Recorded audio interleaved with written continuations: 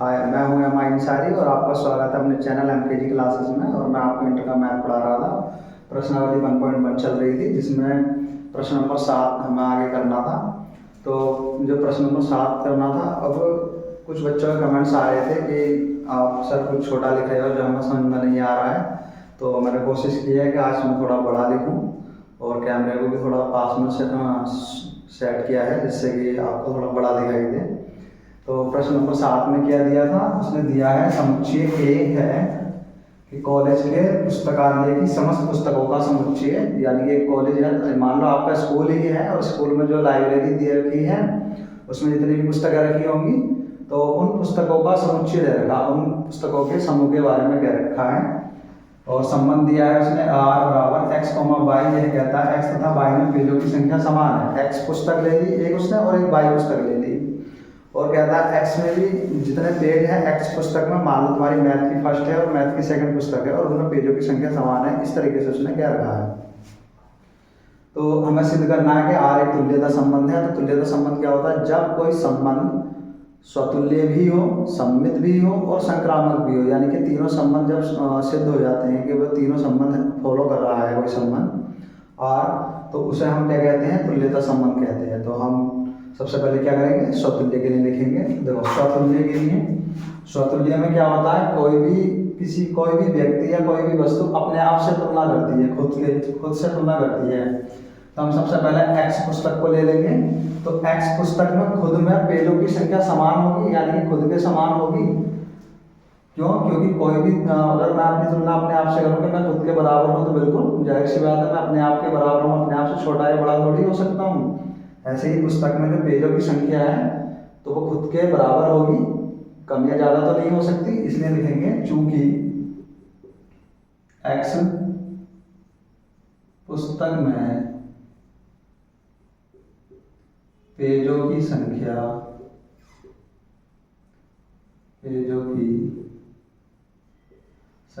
समान है,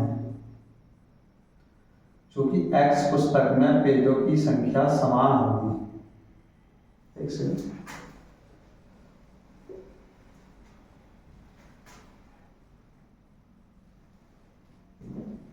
एक्स पुस्तक में स्वयं में पेजों की संख्या समान होगी, यानी कि जो एक्स पुस्तक है में स्वयं में पेजों की संख्या क्या होगी, समान होगी, यानी कि खुद के समान होगी। या हम यहाँ पर ये लिख सकते हैं पेजों की संख्या खुद के समान होगी। तो पुस्तकों की संख्या क्या है, सॉरी पेजों की संख्या क्या है, खुद के समान है। तो इसलिए क्या लिखेंगे कि संबंध कैसा है, इसलिए संबंध आर स्वतुल्य है। तो संबंध आर क्या हो गया, स्वतुल्य हो गया। अब लिखेंगे हम अगला क्या है, सममित के लिए। तो देखो सममित में तो हम दो पुस्तकें लेते हैं ना, तो सममित के लिए, तो सममित में क्या है, हमें उसने दिया है एक्स तथा वाई में पेजों की संख्या समान है, यानी कि उसने दो पुस्तकें ले रखी है एक्स तथा वाई। तो इसको तो हम सीधे ऐसे ही लिखेंगे एक्स तथा वाई में पेजों की संख्या समान है। ये तो उसने दिया है, हमने कारण भी दे दिया, ये उसने दिया है। अब वो क्या कहता है, जब x तथा y में पेजों की संख्या समान है तो y तथा x में पेजों की संख्या समान होगी। अगर पहले हम x का नाम लेते हैं फिर बाद में y का नाम लेते हैं और दोनों बराबर हैं, तो बात तो सही है कि x बराबर y है, और हम y बराबर x भी लिख सकते हैं, क्योंकि x y के बराबर है तो y x के बराबर होगा। तो लिखेंगे चूंकि x तथा y में पेजों की संख्या समान है, ये उसने दिया है, इसलिए पहले मैं y का नाम ले दूं, यानी कि y तथा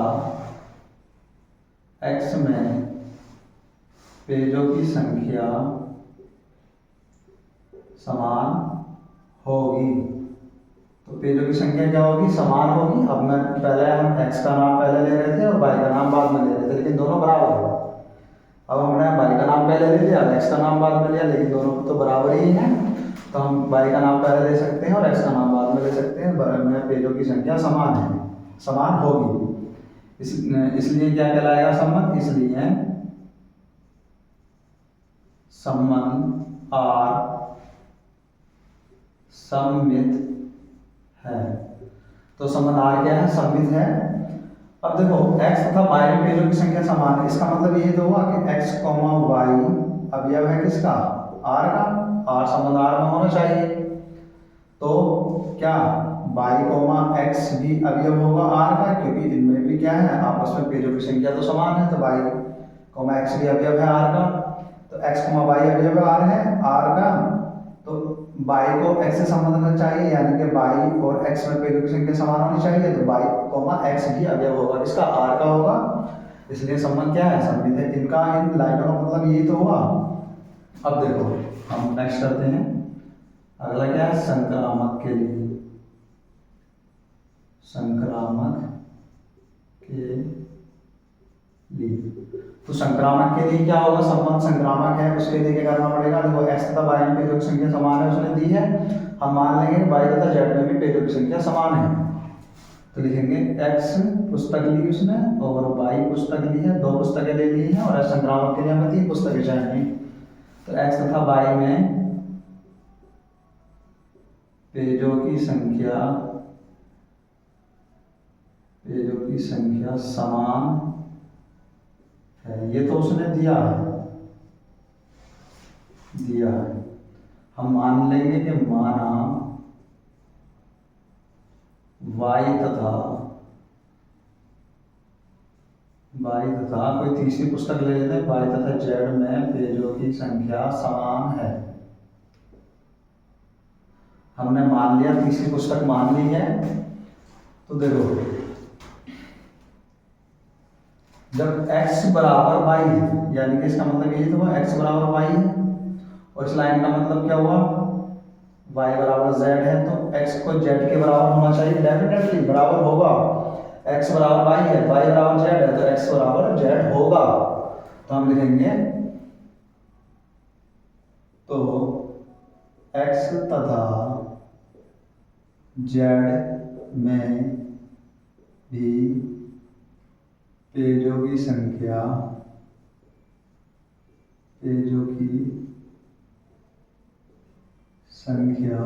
समान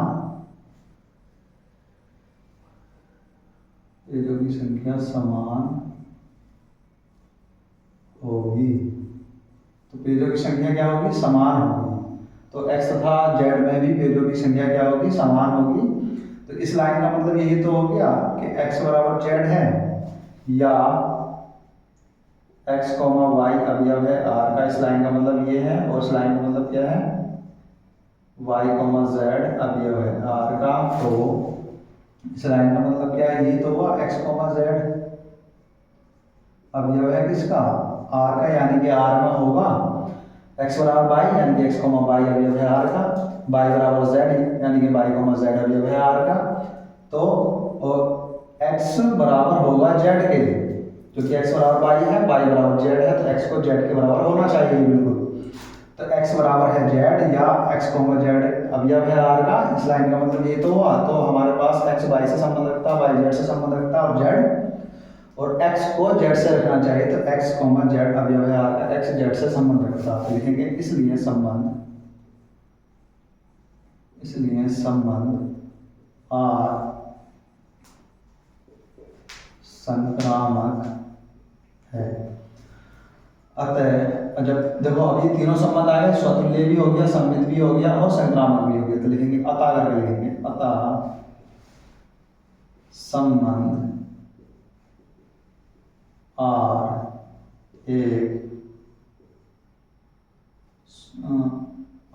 एक तुल्यता संबंध है। तो R कैसा संबंध है, तुल्यता संबंध है। जब तीनों संबंध फॉलो कर लेता है कोई संबंध, स्वतुल्य भी, सममित भी और संक्रामक भी। तो हम ऐसे संबंध को क्या कहते हैं? तुल्यता संबंध कहते हैं। तो ये प्रश्न नंबर हमारा 7 कंप्लीट हो गया। प्रश्न नंबर 8 करते हैं।